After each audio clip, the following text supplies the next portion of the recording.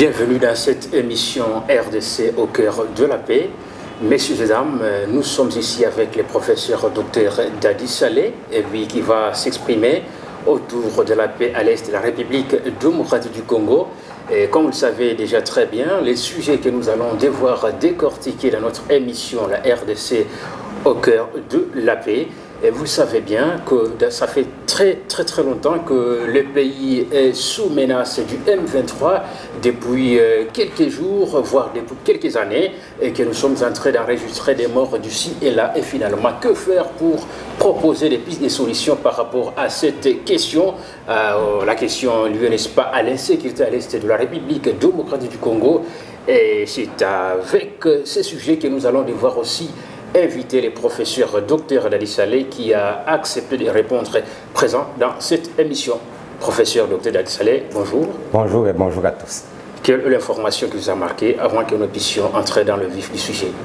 Mais on reste dans la désolation, effectivement, des milliers de morts un peu par-ci par-là, et que naturellement pour l'instant il y a entre guillemets des moratoires de la République démocratique du Congo rétablissant la peine de mort.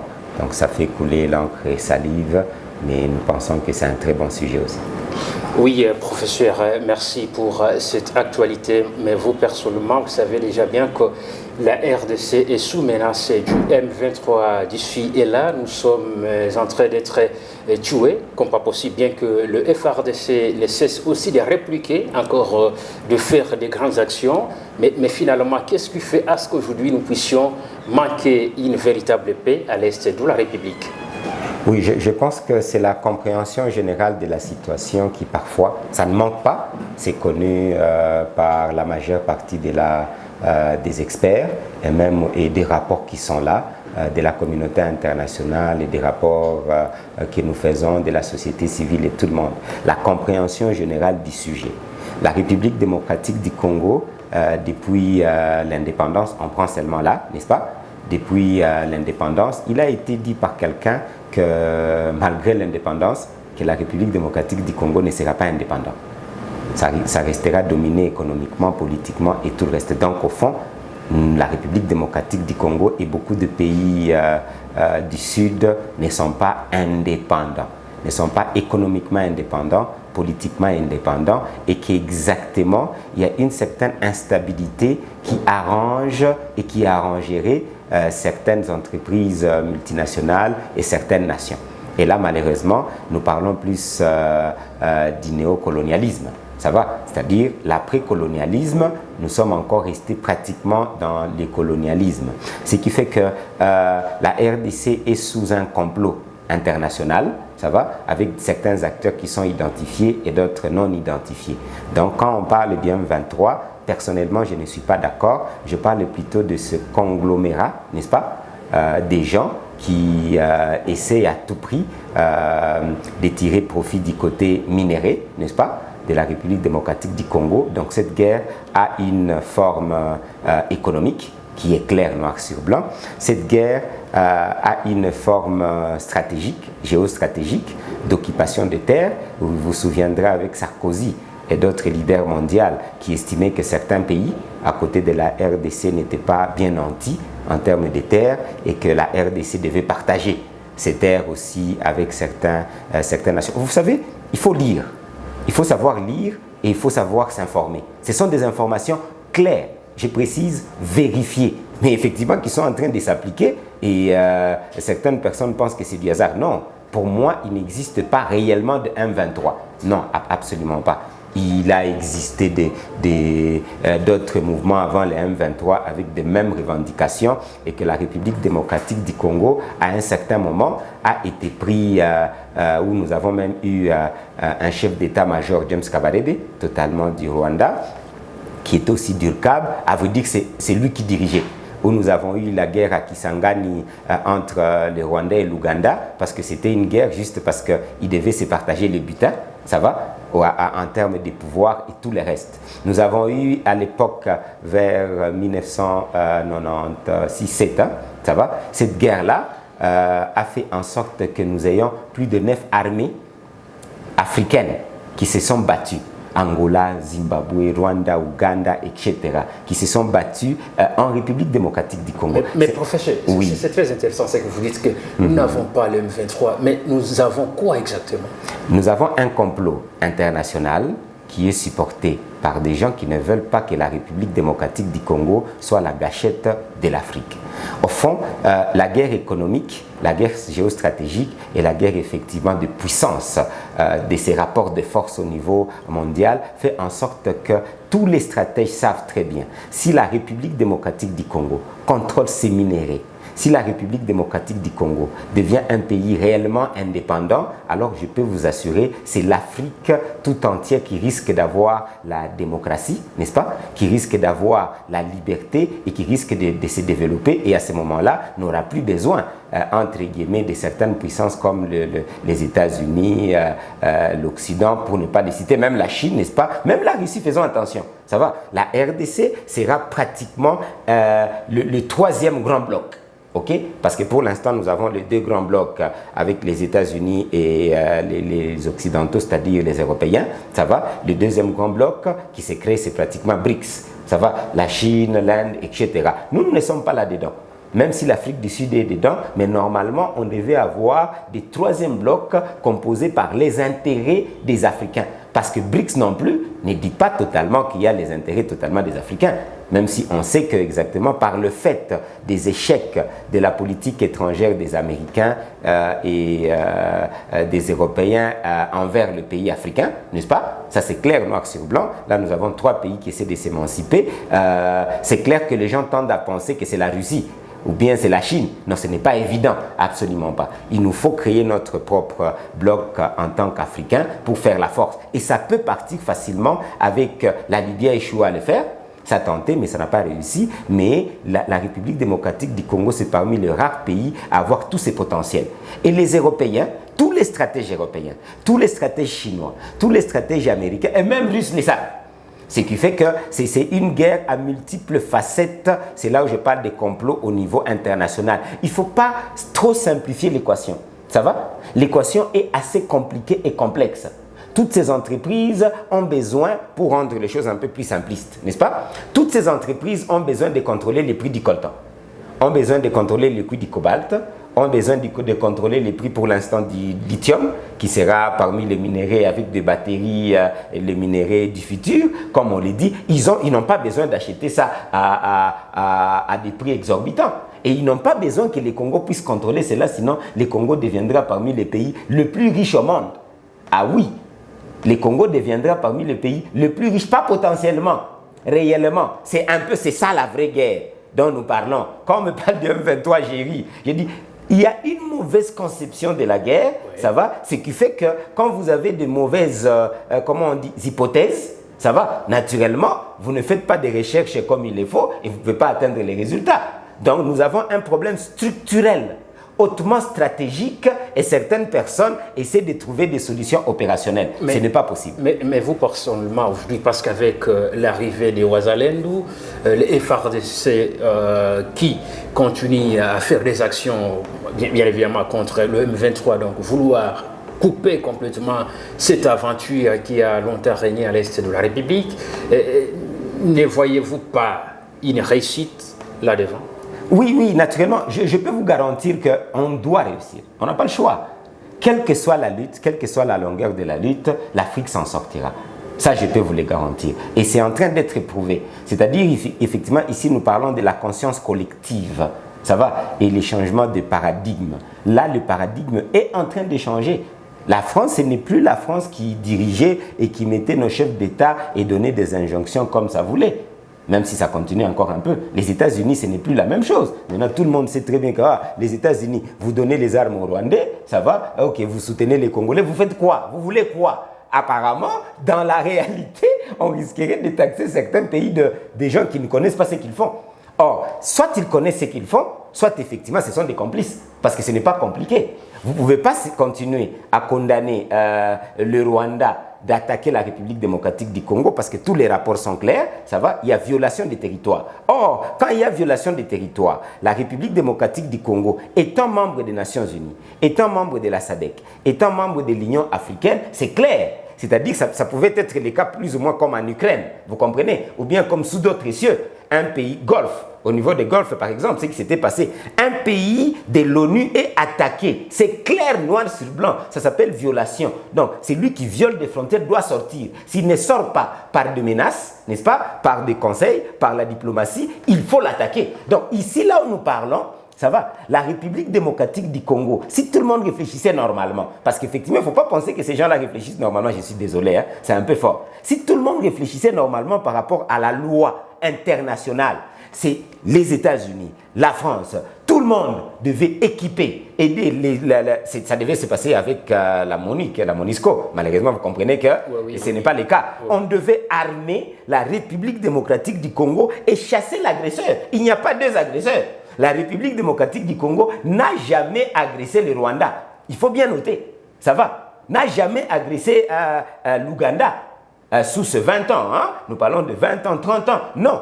Il n'y a pas de signe, il n'y a pas de rapport. Et pourtant, il y a des rapports, j'ai dit, des Nations Unies, de l'ANER, de la République, des ONG. C'est clair, noir, c'est blanc. Et dernièrement, c'était, non, ils ont des missiles solaires sur le territoire congolais. Donc, c'est grave et gravissime. Mais bien, la réaction des Américains, c'est quoi? Juste condamner. Eh bien non, absolument pas. C'est qu'ils continuent à condamner seulement en Ukraine, sans donner les moyens en Ukraine. Ça serait facile, vous comprenez? Donc, je pense effectivement qu'il faut dire quand même les choses comme elles sont. La conscience collective est en train de monter. L'erreur, effectivement, des puissances, c'est quoi? C'est que ces puissances-là permettent à ce que l'Africain, ça va, les Congolais, puissent améliorer sa conscience collective. Or, la plus grande arme, ça va, pour lutter contre le néocolonialisme, c'est la conscience collective. C'est la mobilisation générale. Là, je peux vous garantir, parce que vous voyez même en Europe, parce que peut-être les gens pensent que ce sont des faits anodins. Dans chaque capitale européenne pour l'instant, ça va, vous avez des marches, et bien vous avez des contestations, et même des blancs, et dans des parlements. Non, en fin de compte, c'est quoi? Qu'est-ce qui se passe en République démocratique du Congo? Les gens commencent à se poser des questions. Et ils se posent des questions sérieusement, à tous les niveaux dans leur propre parlement. Oui. Et vous avez effectivement des blancs, des etc. qui commencent à dire, mais trop, c'est trop quand même. On en a assez. 15 millions de morts, des Congolais. Et vous nous parlez d'une histoire de quelqu'un qui a fait des génocides dans son propre pays. Ça va? Et les Congolais, ils n'ont jamais été impliqués. Est-ce que vous le savez? Les Congos, en tant que nation, n'ont jamais été impliqués par un rapport dans les génocides rwandais. Mais professeur Dr Dadi Saleh, disons-nous vrai, parce que nous sommes dans notre émission qu'on appelle la RDC au cœur de la paix. Mais vous, personnellement, qu'est-ce qui crée cette insécurité à l'est du pays? Bon, si on peut bien questionner l'actualité actuellement, il y a eu à peu près 39 députés invalidés par la Cour constitutionnelle, mais finalement, il y a les gens qui pensent qu'avec la frustration des uns des autres, finalement, certaines personnes peuvent rejoindre le mouvement M23. Et vous savez bien qu'il y a certains Congolais qui se sont retrouvés encore dans les M23. Ouais. Qu'est-ce qui fait qu'un Congolais ne puisse pas travailler sérieusement pour son pays et vouloir soutenir les agressions de son pays? Alors, il y a beaucoup d'auteurs qui ont dit, vous savez, il y a des gens qui ont détruit l'appareil organisationnel de l'État congolais. Il y a des gens qui se sont investis à détruire la structure organisationnelle du Congolais.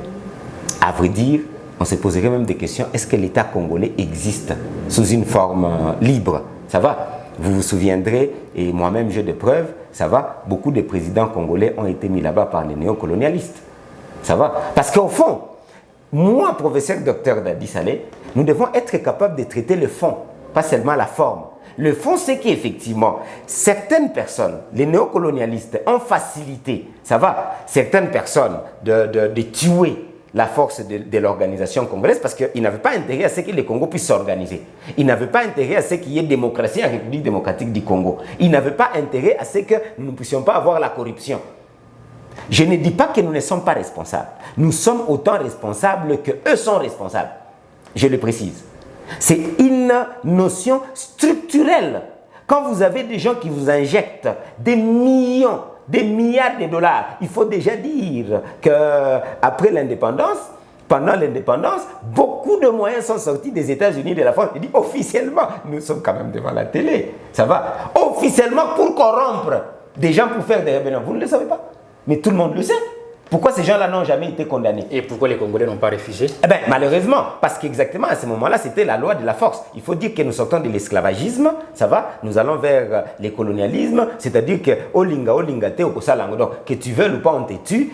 C'est la raison pour laquelle Simon Kimbangu a été tué. C'est la raison pour laquelle Kimpavita a été tué. C'est la raison pour laquelle, effectivement, Lumumba a été tué. C'est la raison pour laquelle Steve Biko, là c'est en Afrique du Sud. Et effectivement, ne vous en faites pas. Ce n'est pas que nous n'avons pas résisté.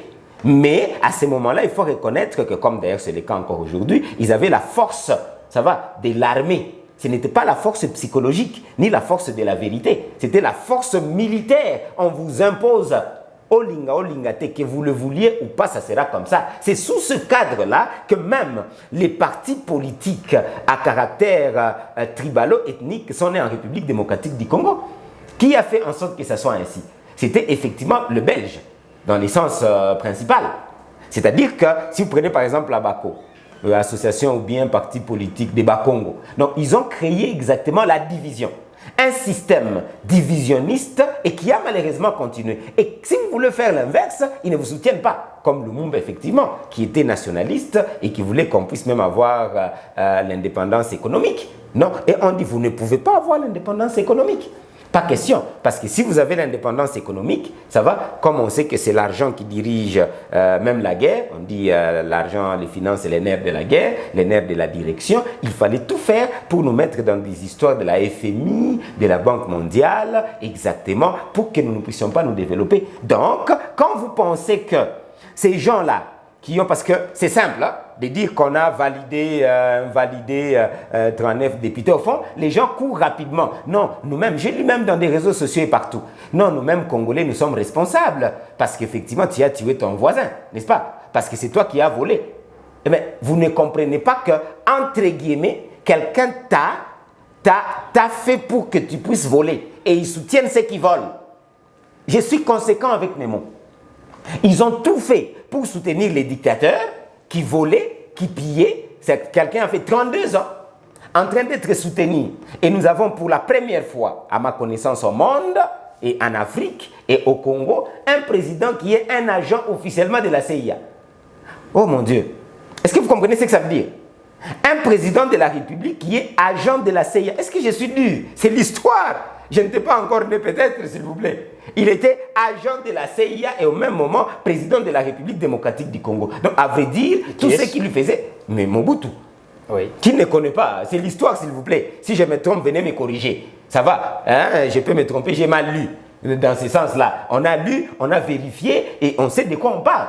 Donc, c'est-à-dire, effectivement, il ne faut pas vite condamner le peuple congolais pour l'instant par rapport au pillage, par rapport effectivement à la corruption. Qui a facilité cela? Qui a voulu que ça soit ainsi? Attendez, je ris en les disant.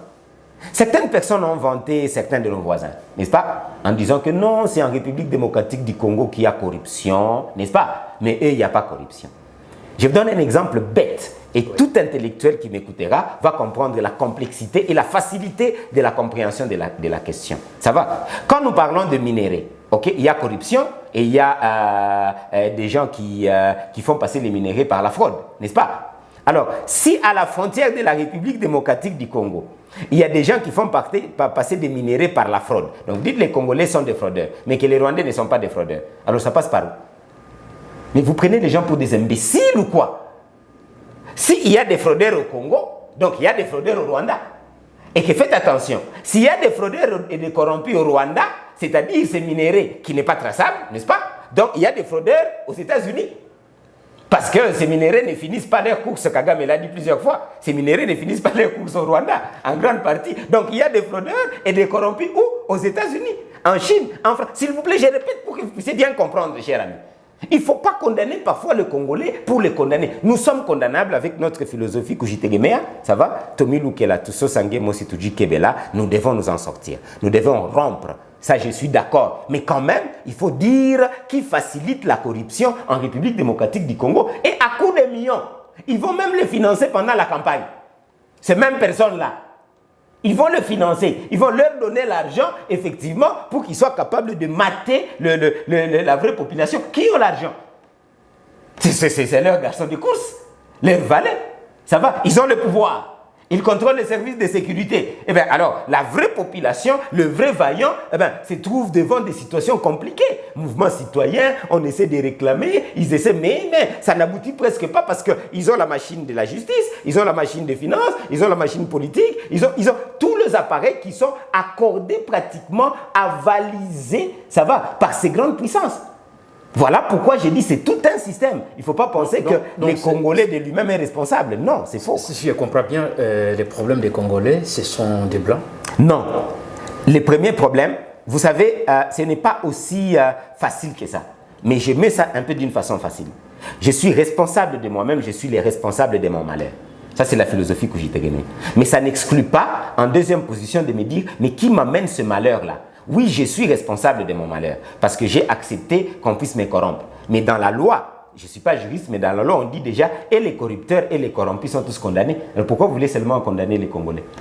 Parce qu'il y a des corrupteurs. Tout le monde est condamné. Mais maintenant, quand vous condamnez quelqu'un par la force, écoutez la loi, quand vous corrompez quelqu'un par la force, vous arrivez à corrompre, vous l'exigez. Si vous n'acceptez pas cet argent, je vous tue. Et je vous tue déjà. On tue Lumumba. On tue l'autre. À vrai dire, il s'agit de menaces. Donc, je risque seulement de condamner, écoutez attentivement, je risque de condamner les corrupteurs parce qu'il a exigé les corrompus qui n'a pas donné son consentement, mais il a été obligé d'être corrompu. Exemple, pour devenir président de la RDC, pour devenir leader de la RDC, prenez le système 1+4. Avant le système 1+4, mais écoutez, ces gens-là pouvaient ramasser n'importe qui dans la rue et le mettre président, et le mettre gouverneur, et le maître député. Vous voulez quoi? Les gens qui étaient sérieux ont refusé, mais tout le monde qui était ramassé, eh bien écoutez, on me ramasse, on me met là-bas, je suis d'accord, comme ça j'ai des millions et j'ai trahi mon peuple. Donc c'est là où il y a la complexité de la question. Mais avec notre philosophie Kujitegemea, comme je viens de le dire, le premier responsable c'est nous-mêmes. Je suis bien d'accord, mais ça n'exclut pas la responsabilité, comme vous avez dit, des Blancs, la responsabilité du néocolonialiste, la responsabilité directe des Rwandais, ou bien du système de Kagame, du système de Museveni pour les citer. C'est clair, noir sur blanc. Oui, professeur Dr Dadi Saleh, vous savez bien qu'aujourd'hui, c'est vraiment l'Est qui est beaucoup touché par l'insécurité à l'Est du pays. Mais finalement, que faire pour avoir la solution à tous ces problèmes? Parce qu'aujourd'hui, même il y a la famine, il y a des maladies, il y a toutes sortes d'antivalaires à l'est du pays, mais que faire finalement? Formidable. Cette émission parle de paix. Oui. Et c'est là où vous arrivez. Quel que soit ce que je dis, la RDC, c'est vraiment un pays qui a démontré à suffisance que c'est un pays qui ne veut pas voir de mort. Ce n'est pas le peuple congolais, ce n'est pas un peuple juste qui veut la décadence du Rwanda ou bien qui veut attaquer les Burundi. Non, le peuple congolais a démontré à suffisance sa capacité de vouloir la paix. Donc, ce qui fait que nous avons 3 grands niveaux en termes de solutions. Il faut que le niveau international, ça va, puisse bien comprendre les choses et travailler pour l'intérêt de la région et de la terre. Il faut que le niveau régional, ça va, puisse comprendre effectivement que non, papa, nous avançons dans la paix. Aimons-nous un peu. Et on peut partager ce qu'on a, mais chacun a ce qu'il a. Je dois respecter cela. Et le niveau local qui m'intéresse un peu plus, et c'est là où ça aura plus d'impact avec notre philosophie Kujitegemea, ça va, c'est les Congolais. Les Congolais, effectivement, quand vous laissez votre porte ouverte et que vous avez des beaux mets, c'est-à-dire à manger, n'est-ce pas? Et que les gens qui passent par la route voient qu'il y a à manger et ont faim, n'est-ce pas? Et que vous ne protégez pas votre nourriture. Ça va? La tendance sera quoi? La tendance sera effectivement que celui-là vienne se servir très facilement. Oui. Donc, moi, je m'intéresse à ces 3 niveaux qu'il faut. Il faut des solutions un peu d'une façon globale, holistique, comme on l'a dit. Il faut des solutions holistiques. On travaille sur le plan national, on travaille sur le plan régional et on travaille sur le plan local. Moi, d'abord, ce qui m'intéresse plus, c'est le plan local. Le plan local, eh ben, je suis d'accord malheureusement. Est-ce que nous avons les leaders locaux capables de travailler sur la paix? La RDC a une sorte de ressources humaines incommensurables. Nous les avons. Même si peut-être certaines personnes ne le voient même pas. Parce que tout simplement, ces gens-là n'ont pas intérêt à voir, tant qu'ils ont une main mise, de voir ces vrais leaders-là. Ils préfèrent effectivement ces pourris, ça va, pour perpétuer la continuité. Et vous avez bien compris, c'est soit l'enfant d'eux, soit etc., ça se perpétue. C'est ça le malheur. Mais la République démocratique du Congo a besoin, pour moi, je le mets d'une façon simple, d'une révolution politique et une révolution culturelle. C'est-à-dire que nous devons avoir une nouvelle façon de diriger la cité, de voir la cité pour l'intérêt du peuple congolais. Oui. On doit avoir une nouvelle façon de protéger nos cultures. Je précise que je suis un panafricaniste, c'est-à-dire en tant que panafricaniste, je prends le fait qu'on a des cultures qu'on ne doit pas perdre et que c'est très important. Ça va, on ne doit pas importer un peu de tout, la façon de s'habiller, la façon de manger et tout le reste. Donc maintenant, cette révolution politique et culturelle va passer par un peu exclure les cercles vicieux de la pauvreté et de la mauvaise gouvernance vers un cercle vertueux, ça va, de la bonne gouvernance et de la richesse. Et je propose cela à travers notre philosophie Kujitegemea, ça va, c'est un schéma, mais sous l'application technique de l'intelligence déconstructive. Vous voulez que je répète ça? Je répète. Ça va. Oui, allez-y. Nous voulons une révolution politique et culturelle pour qu'effectivement nous puissions rompre le cercle vicieux de la mauvaise gouvernance et de la pauvreté vers un cercle vertueux, ça va, de la bonne gouvernance et de la richesse, mais ça va, en appliquant la philosophie Kujitegemea. La philosophie Kujitegemea, c'est une des stratégies. La philosophie Kujitegemea, c'est vraiment l'intérêt du peuple congolais dans tout ce que nous serons en train de faire. Mais la technique sera quoi? C'est l'intelligence déconstructive. L'intelligence déconstructive, c'est quoi? C'est accepter que nous sommes dans un grand trou, ça va, où effectivement on a les néocolonialistes, qui a des systèmes ici. Est-ce que vous savez que dans l'appareil des renseignements, les États-Unis, les Rwandais, mais peut-être, j'ai dit peut-être parce que je n'ai pas de preuves, plus de moyens que nous-mêmes dans le renseignement de la République démocratique du Congo. Comment ça? Ah oui, les États-Unis, les Rwandais, l'Ouganda, les néocolonialistes mettent plus de moyens dans les centres de renseignement pour que la République démocratique du Congo, ils puissent mater la République démocratique du Congo, que nous, la République démocratique du Congo, nous mettons le moyen dans notre anneau démiable, ça va, pour effectivement nous protéger. Est-ce que c'est clair ce que j'ai dit? Donc, les gens mettent beaucoup de moyens dans leur renseignement pour nous espionner, pour nous infiltrer, pour effectivement contrôler ce qu'ils veulent contrôler. Et nous, la République démocratique du Congo, nous ne mettons pas assez de moyens dans notre renseignement, dans notre intelligentsia, comme on le dit. Parce que c'est de l'intelligentsia, effectivement, qu'on va découvrir ces talents. S'il vous plaît, quand vous parlez des gens qui doivent, des patriotes, des Bazalendo, ça va, qui doivent effectivement libérer cette nation et avoir la bonne gouvernance, ces gens-là existent. Il y en a, mais il faut les découvrir, il faut les checker. Tu ne peux pas être même candidat n'importe comment. Ça va, mais ici parfois on commence à avoir des ramassis des candidats, on ne sait même pas vérifier les CV, on ne sait pas avoir des données d'une façon fiable. Mais d'autres nations, c'est des données fiables qui ne dépendent pas d'un individu. Des données fiables, on se dit oui, celui-là aime la nation. Celui-là, c'est un général.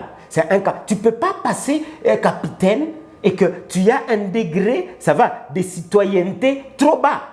Ce n'est pas possible. Tu ne peux pas faire partie d'un général, tu contrôles des compagnies, ça va, un général, un colonel, et que ton degré de patriotisme est moins élevé. Tu n'as pas été filtré. Tout ça, ça s'appelle renseignement, mon frère. Nous les avons. Mais pour les dénicher, il faut le petit travail, comme je suis en train de vous le dire, et pas un travail terrible. C'est un petit travail, mais sérieux. Ça va, parce que les Congolais sérieux, il y en a. Mais comment est-ce que nous avons toujours en grande partie des ramassis qui prennent le pouvoir, qui deviennent des ministres, qui deviennent effectivement des traîtres? Vous avez vite compris. Ils voient vite leur ventre plutôt que voir l'intérêt du peuple congolais. Là, c'est de l'interne. Exemple simple, ça va. Depuis toujours, nous parlons parce qu'on ne peut pas parler de la vraie paix s'il n'y a pas la paix du ventre. N'est-ce pas? La paix du ventre, nous avons plus de 80% des Congolais qui vivent en deçà de 83, selon mes propres recherches, 83% des Congolais qui vivent en deçà du seuil de pauvreté. Nous avons une malnutrition aiguë, UNICEF, etc., tous les rapports sont là. Malnutrition aiguë, plus de, si je ne me trompe pas, 30 millions. des personnes. C'est plus ou moins 100 millions. Ce qui est grave. Mais finalement, on dénonce, mais il n'y a rien comme solution. Ben parce qu'effectivement, je me pose la question si on a une opposition. Permettez, même les gens qui ont dénoncé de l'opposition, ils ont continué à recevoir malheureusement le même salaire. Vous avez bien compris. Donc ça suffit qu'on ne comprend pas ce qu'on dit. Non, moi je comprends. Nous avons une classe politique généralement médiocre qu'il faut réformer, qu'il faut enlever.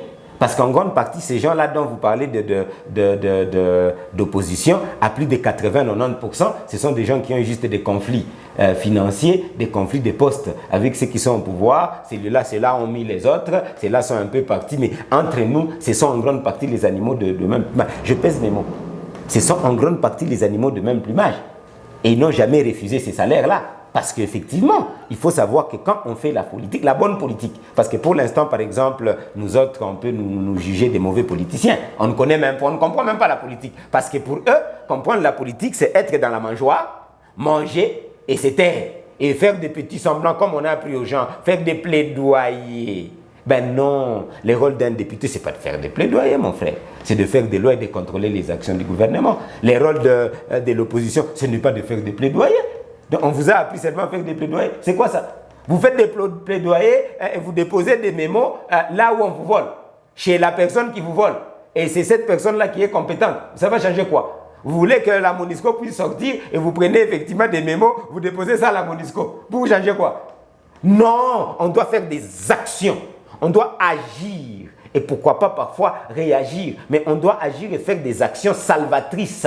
Ça va, on doit construire une classe politique capable effectivement de comprendre. C'est ça la révolution dont je vous parle. Je vous ai parlé de la révolution, peut-être quelqu'un ne comprend pas. Si c'est garder la même classe politique et de l'opposition et de la majorité, il n'y aura pas une révolution. La révolution, c'est-à-dire enlever même cette opposition mauvaise que nous avons et cette majorité mauvaise que nous avons. C'est possible, comme je suis en train de le dire. Ça va, parce que si vous voulez qu'on continue avec ces mêmes personnes qui se sont enrichies, indûment. Ils étaient gouverneurs, ils étaient ministres, maintenant ils sont dans l'opposition. Mais ils vivent tranquillement, à l'aise, à coups de millions de dollars, ils circulent et ils font ce qu'ils ont à faire. Mais chose grave, on voit quelqu'un, il parle comme si le ciel va tomber, mais une fois aussi aux affaires, comme professeur Dadi Saleh, il va fermer. Je l'ai dit, c'est tout à fait normal. Pourquoi? Ça va, c'est tout à fait normal parce que si vous prenez le pouvoir, ou bien on vous a mis au pouvoir en tant qu'individu, c'est-à-dire que le système va vous engloutir. C'est la raison pour laquelle quand nous parlons de la révolution politique, la révolution culturelle, c'est-à-dire que ça ne sera pas Dadi Saleh qui prendra le pouvoir, ni qui que ce soit. Ça sera un autre système qui prendra le pouvoir. C'est un autre système qui prendra le pouvoir. Ce n'est pas un individu, parce qu'un individu, c'est difficile, ça va, de s'en sortir dans ce qu'on appelle mangeoire. Déjà, quand on vous propose 5 millions de dollars et vos enfants sont malades, parfois vous ne savez pas quoi faire, mais même si vous pouvez résister, comme Mouzalendou, on vous dit si vous ne prenez pas 5 millions de dollars, on vous tue. L'équation devient quand même compliquée. Et effectivement, ils ont l'armée, ils ont l'argent et ils ont l'armée. Vous ne prenez pas 5 millions de dollars, vous ne signez pas cette déclaration, on vous tue. On ne vous soutient plus, on a assassiné Mouzé Laurent Désiré Kabila par rapport à quoi? Mais je suis concret, mon frère. Mamadou a été tué par rapport à quoi? Mais c'est parce que c'était un vaillant, c'était un vrai Mouzalem. Tout le monde savait. Tout le monde a su que Laurent Désiré Kabila avait été tué. Par qui? Par tous ces gens-là qui l'ont menacé, les néocolonialistes. Ce n'est pas un simple capitaine, on vous fait des montages. Donc aujourd'hui, vous avez peur que Félix soit aussi menacé? Non, ce n'est pas ça mon problème. Ça, c'est individualiser la chose. Félix devait comprendre qu'on ne devait pas le prendre comme un individu. S'il veut sauver la République démocratique du Congo, il doit être pris comme un système. Jusque-là, il n'écoute pas assez. Je suis désolé. Ce qui fait que s'il veut vraiment faire partie des solutions de cette nation, qu'il écoute la population. Nous lui proposons l'article 63 par exemple de la Constitution, nous lui proposons qu'il puisse rompre avec certaines personnes, mais c'est ce qu'il ne fait pas. Il avance quand même, il peut essayer d'y arriver, on peut lui donner encore, on peut lui faire un peu des doutes méthodiques, mais franchement, le chemin qu'il continue à prendre, il n'écoute pas. Non. Et malheureusement, ces ministres l'ont dit. J'ai fait des débats moi-même avec certains de ces ministres, Radio, Capi, etc. Ils ont dit, mais nous avons échoué. Ils ont proposé des choses qu'ils ont échoué. Alors, pourquoi le président ne veut pas nous écouter? Vous voulez que je vous le cite? J'ai fait une émission, par exemple, avec le ministre Nzaï. Ben, il a avoué avec d'autres ministres, Julien Paloukou et les autres là. Ils savent très bien. Non, vous savez, nous avons tenté de faire ceci. Ça n'a pas réussi. Nous avons acheté des armes. Et même on racontait n'importe quoi dernièrement là, que ben, l'ennemi a détruit tous nos armes. Et donc, vous avez échoué. C'est de ça qu'il s'agit. Voilà. Ça va. Mais pourquoi ils ne nous écoutent pas s'ils gardent encore les gens qui ont échoué depuis plus de 20 ans, 30 ans? Vous gardez les mêmes têtes qui ont échoué et qui vous le disent. Donc, le président de la République, en tant que garant de la nation, pour avoir la paix, il doit écouter la population. Il y a plusieurs propositions qui sont sur la table. Parce que ici, je suis clair, vous voulez la paix, vous préparez la guerre. Vous voulez une bonne diplomatie, ça va, vous devez avoir la plus grande arme de la diplomatie.